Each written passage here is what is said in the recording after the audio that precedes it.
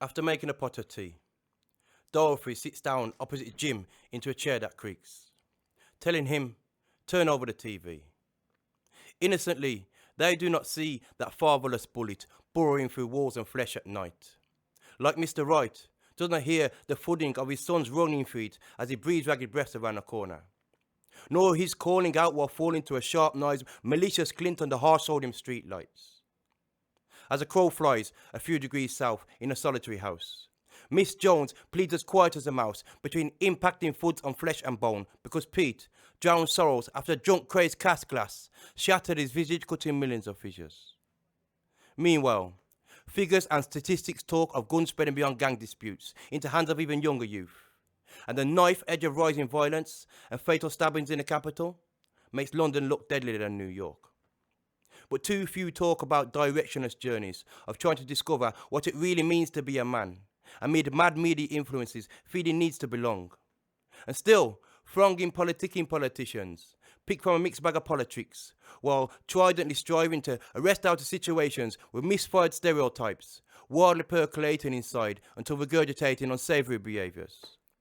Causing a mother's hands to strive to damn leaked out heart-shredding sounds, echoing down long lineages of unjustly cut short family trees.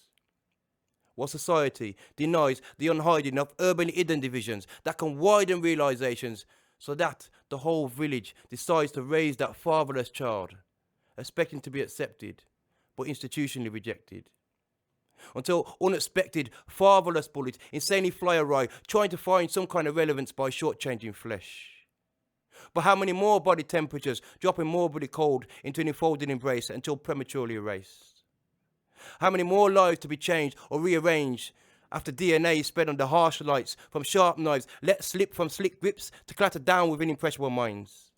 How many more wide boy drunk crazed cast glasses, shattering facial visages, cutting millions of fissures? How many more thronging politicking politicians picking from a mixed bag of politics? And how many more silent cries within domestic violence between impacting food and voiceless flesh? But before I digress, let us not sidestep or quake in the face of today's mortality rates. Instead, let the nation unwaveringly partake and lobby this case. How much more austerity? Because it's plain to see interplaying correlations of violence and high rising prices, building monolithic states sky high. But ultimately, culpability lies in hands holding smoking guns, loose fists, and sharp knives. But whose hand is it really? You decide.